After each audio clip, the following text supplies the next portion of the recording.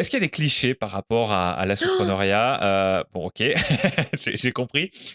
Est-ce qu'il y en a que tu veux mentionner et casser, et le Oh oui! et casser tout de Il y a une suite? batte de baseball là derrière moi. Oui, oui, oui, il y en a plein. Il y a OK, alors je beaucoup en t'écoute. fait, alors il y a beaucoup de clichés où il y a beaucoup de méconnaissances. Je ne sais Oui. pas exactement où est-ce qu'on se situe, mais d'ailleurs nous-mêmes avec Assopreneur, le fait d'avoir mis ces 2 mots ensemble et de parler de modèle économique toute la journée et de parler de créer de l'emploi et cetera, parfois on est mal vu et parfois on fait peur. OK, Parce que alors à le qui? monde alors on va aux historiques, aux structures historiques de l'associatif ou aux personnes, impliquées dans des associations qui ont une autre vision de l'associatif, une vision plus ancienne, où il n'y avait pas une vision où en fait on parlait d'argent, c'était pas bien, Ah, voilà, une vision un petit peu poussiéreuse, il faut le dire, mais d'un autre temps, en fait. Voilà, je d'accord. respecte aussi, ça. Donc alors attends, je te coupe, mais vous Ouais. faites plus peur aux associations qui qui qui pensent que l'argent c'est mal, qu'aux entreprises qui pensent que le bénévolat c'est mal? Ah bah, je j'ai jamais vu une entreprise qui pensait que le bénévolat, c'était mal, en fait. Non, Donc déjà, voilà, on fait pas peur aux entreprises, ça non, ça bon, c'est sûr. d'accord, d'accord. Les entreprises sont nos amies. On les aime. Elles nous aiment parce qu'on a besoin aussi de travailler ensemble et on D'accord. s'apporte énormément mutuellement. Mais oui, oui, en fait, oui, on nous a déjà dit: mais non, mais c'est pas bien ce que vous faites» ou enfin, on peut pas gagner de l'argent», enfin, mais on dit: «Mais attendez, on ne gagne pas d'argent. On a besoin de collecter de l'argent pour avoir un impact. C'est pas pareil». Ouais. Donc les clichés que l'on aimerait, combattre ou en tout cas on aimerait lever le voile sur certaines choses, c'est que le premier cliché, c'est on ne peut pas entreprendre en association et en vivre. C'est pas possible. On n'a pas le droit de vivre de son asso. Faux. On a le droit, c'est possible. Mais pour ça, il faut faire preuve d'un désengagement ou d'un engagement très fort ou d'un lâcher prise extrême. Ouais, On ouais, comme on en ce a que tu parlé dans expliquais tout l'épisode à l'heure, ancien. ouais, c'est très clair. Voilà. D'accord. Si on respecte ça, oui, c'est possible. Mmh. Ensuite, il y a aussi un cliché qui est l'association ne doit pas mettre de l'argent de côté. Elle doit finir toujours à zéro. Elle a collecté 10 euros, elle doit dépenser 10 euros. Oui. Faux.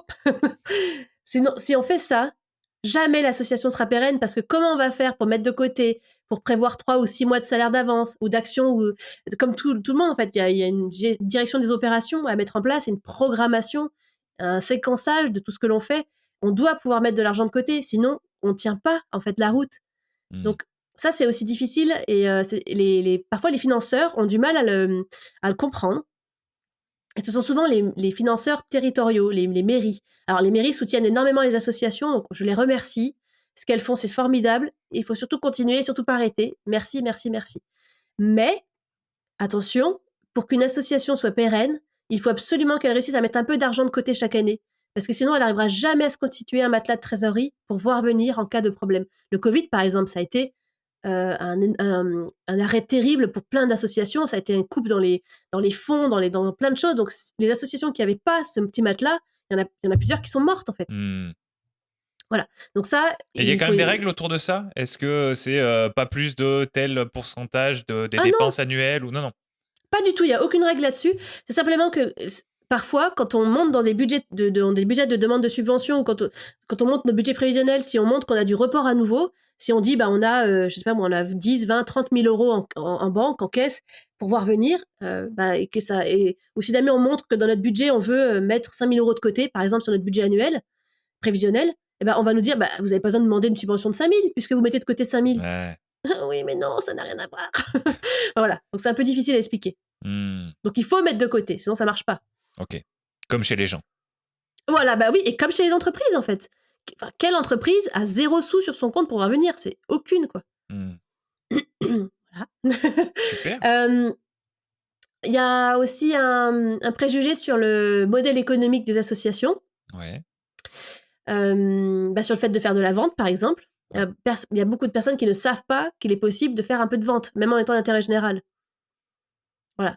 Souvent c'est: «On n'a pas le droit de gagner de l'argent», c'est ce que je disais tout à l'heure. Mmh. Oui, on n'a pas le droit de gagner de l'argent, mais il faut bien collecter de l'argent et pour collecter de l'argent, parfois on est obligé de faire de la vente. Mais cette vente, elle doit rester accessoire, voilà. Ouais. Ouais, Ou être dans la non lucrativité si elle n'est plus accessoire. bien. 3 clichés? J'en ai dit 3, bah, c'est bon alors. Ouais, bah, c'est bon, non, tu dis le nombre que tu veux, donc ça aurait pu être bon à 1, à 0 ou à 10. Alors dans 2 heures, on y est encore. Ah bah, c'est toi qui vois, Mais moi j'ai le temps. alors ouais, je pense qu'on a adressé les plus importants et je réfléchis là, c'est une super bonne question que tu me poses. Ouais, je pense qu'on est allé sur le principal et là oui, modèle économique. Une association doit pas avoir de modèle économique. C'est presque péché, quoi, en fait.